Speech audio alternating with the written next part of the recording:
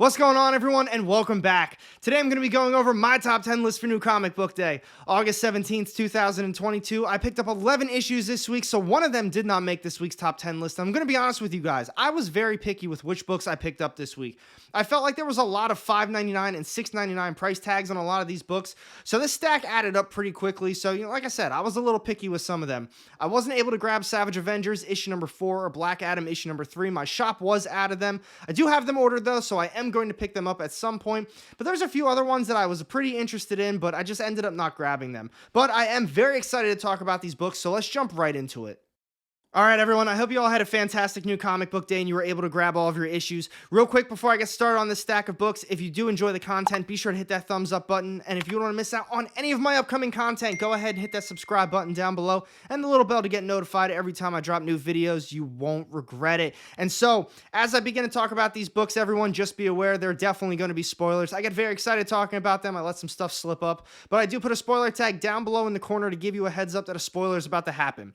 So this first book, this one did not make this week's top 10 list. I'm not going to be getting too in-depth with it, but we've got Marvel's Edge of Spider-Verse, issue number 2. This is cover A. I feel very disappointed in this series so far. I know it's only 2 issues deep, but I really didn't like that first issue, and this was not a good follow-up. It's the exact same format as the first one, except we're not following Anya anymore. We are now following a brand new Spider character. We've got Spider UK, and she's pretty much the main character of this issue, but it is split up to, I think, 3 short stories. The other 2 were very forgettable, really didn't enjoy them at all, and honestly, Spider UK, that entire storyline, I really didn't like that one either. She's basically just fighting a dragon. She called it something else. I don't remember the name off the top of my head, but that's pretty much what the entire thing was, and then this is going to be a small spoiler. Once we hit the very end, that's when they're kind of wrapping everything together. You know, she got approached and said, hey, we need you, Spider UK. We need to fix just the whole Spider-Verse, and that's what they're obviously leading to, just like all the other Spider series and multiversal series that they've been doing. But as of now, I'm just really not enjoying it. Let's talk about this one more down below, and now we can jump into the real top 10 list. So I want to give a huge shout out and a massive thank you to everyone out there watching right now. This channel just recently hit 9,000 subscribers. I am still in disbelief.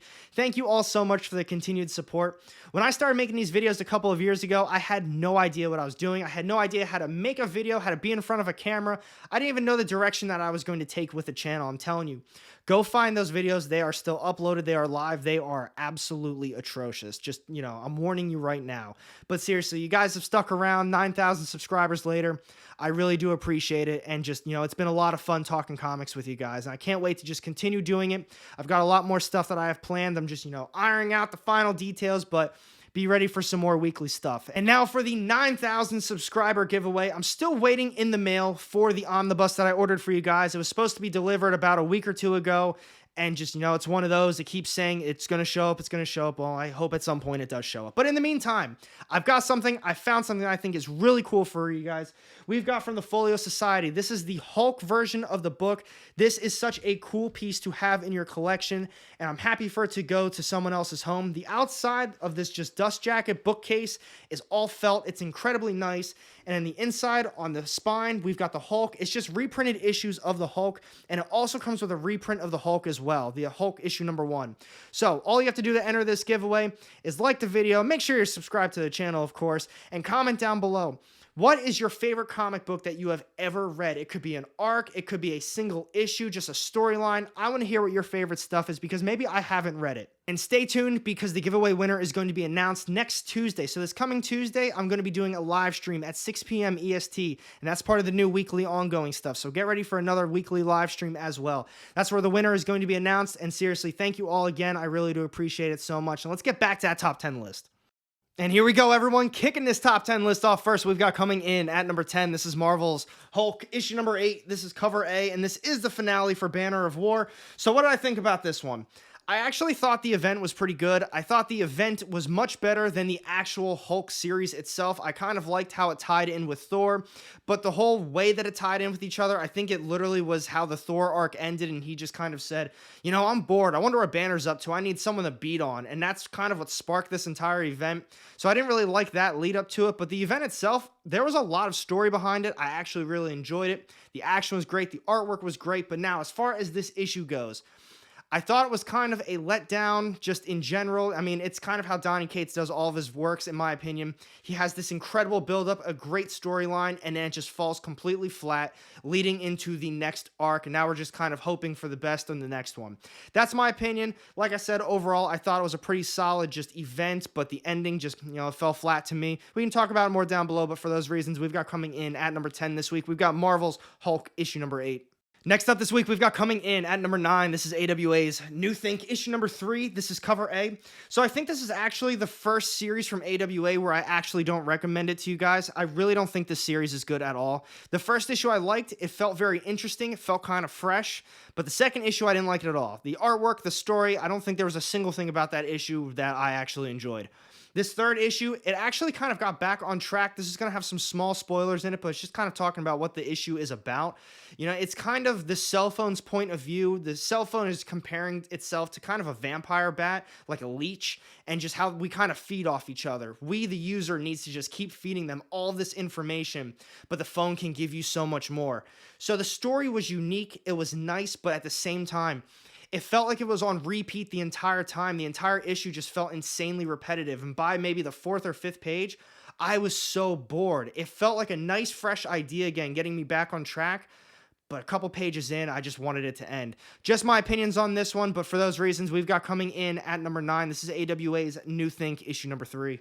Now we've got coming in at number 8, this is Images Firepower, issue number 23. This is a variant cover. It is an all-out war. Everything that they've been building up to is happening in this issue. I really enjoyed it. I knew going into it there wasn't going to be a lot of just dialogue and plot progression because it's Owen, his entire crew, fighting this dragon and the Serpent's clan.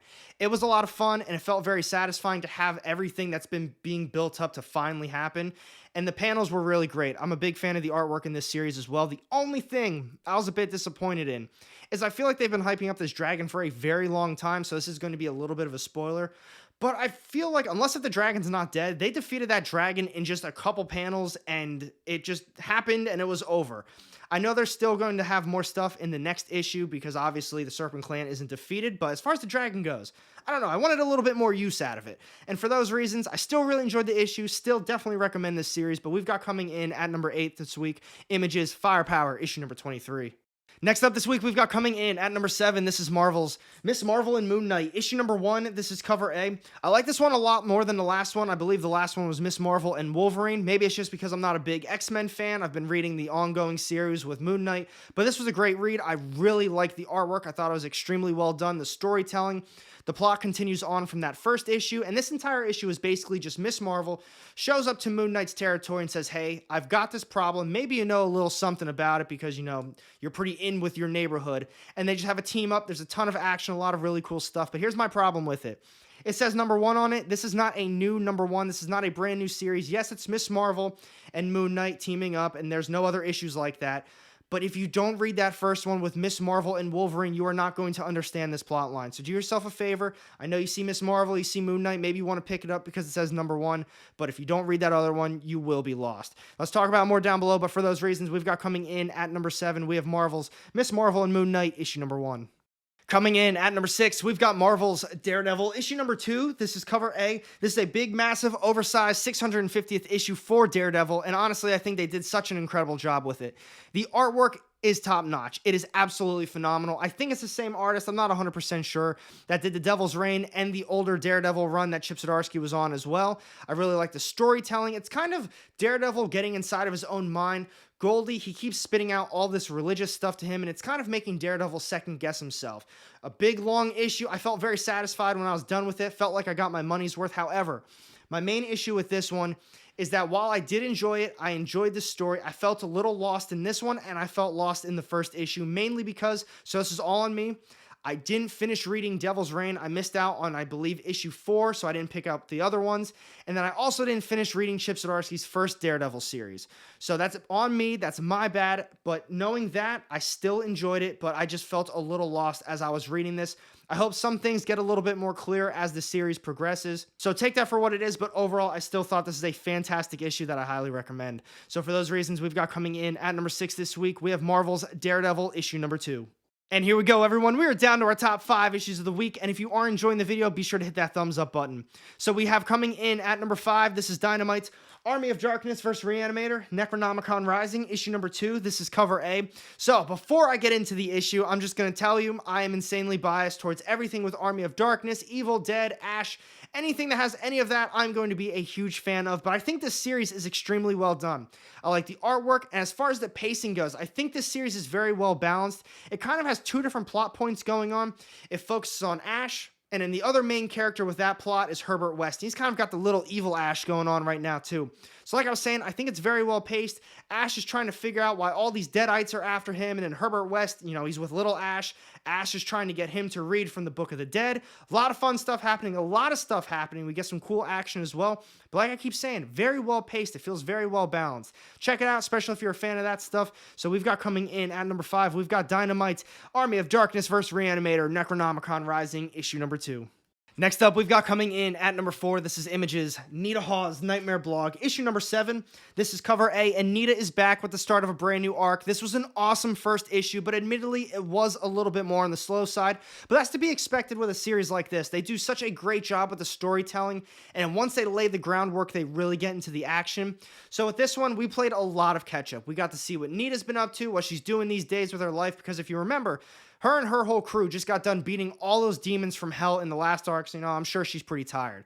But at the same time, they let us know where the plot was going to be going. They introduced a brand new demon. Small spoiler, well, I guess it's a big spoiler because it's a demon, but we've got Jackie the Ripper right out the gate. We had a lot of action. We got to see what that character is up to, and just, from there, that's where we played a little bit of catch-up, but I'm very excited. I can't wait to see how they tie this in with Philadelphia at some point, but man, I'll tell you what, I want to talk about this one more down below with you guys because I'm a huge fan of this series right now.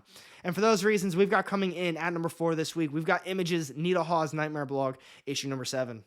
Next up, coming in at number 3, we have Images, Undiscovered Country, issue number 20. This is cover A. I cannot believe that we are already on issue number 20 of Undiscovered Country. It feels like just yesterday I was reading that first issue, and here we are 20 issues later, and it still feels like I'm reading a fresh story.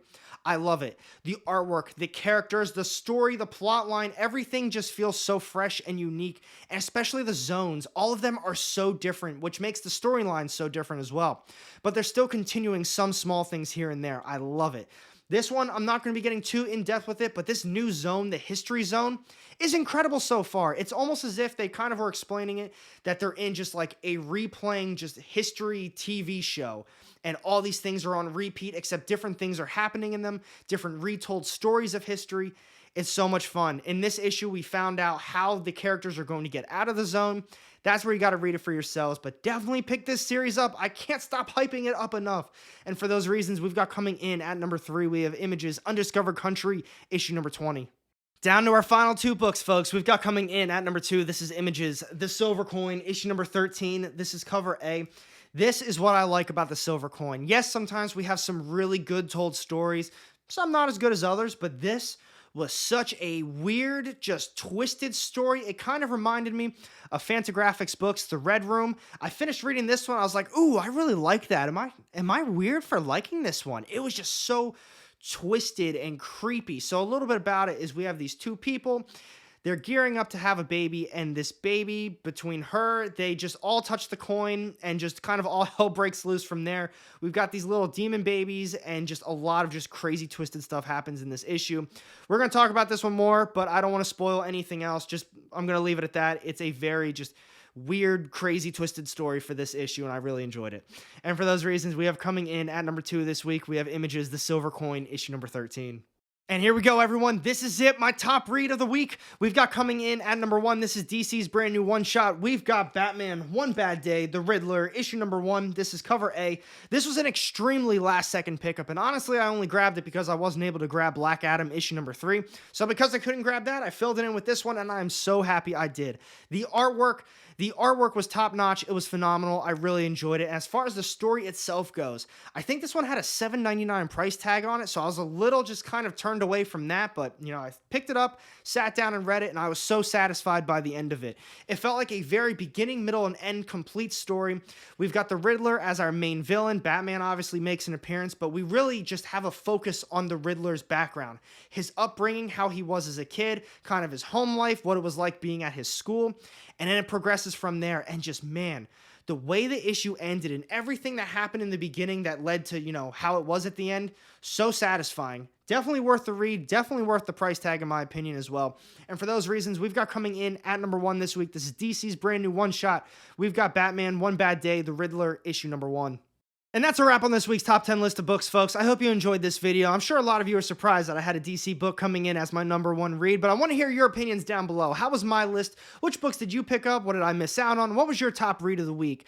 Thank you for watching this video. If you did enjoy it, be sure to hit that thumbs up button. And if you want to miss out on any of my upcoming content, go ahead and hit that subscribe button down below and the little bell to get notified every time I drop new content. You won't regret it. I've got 2 more sitting off to the side here with more of my comic book content. Click on one of those and I'll see you in the next one. Have a great day.